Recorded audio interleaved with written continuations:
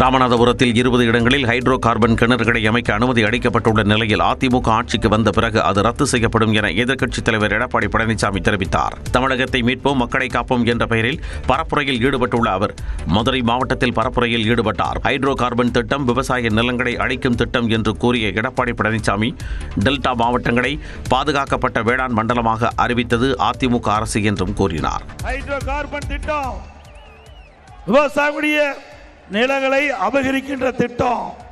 திரு ஸ்டாலின் அவர்கள் தொழில்துறை அமைச்சராக இருந்தார், துணை முதலமைச்சராக இருந்தார். அந்த காலகட்டத்தில் டெல்டால ஹைட்ரோ கார்பன் திட்டத்தை முதல் கொண்டு வந்தார். பிறகு அந்த டெல்டா மாவட்டத்தில் மீத்தேன் திட்டத்தை கொண்டு வருவதற்கு முயற்சி நடந்த பொழுது அதை தடுத்து நிறுத்தி விவசாயிகளுடைய நிலங்களை பாதுகாக்கப்பட்ட அரசாங்கம் அதிமுக அரசாங்கம். திமுக ஆட்சியில் சட்டம் ஒழுங்கு அடியோடு சீர்கெட்டு விட்டதாக குற்றம் சாட்டிய எதிர்க்கட்சித் தலைவர் எடப்பாடி பழனிசாமி அரசியல் தலையீட்டால் காவல்துறை செயல்பட முடியாத நிலையில் உள்ளதாக தெரிவித்தார்.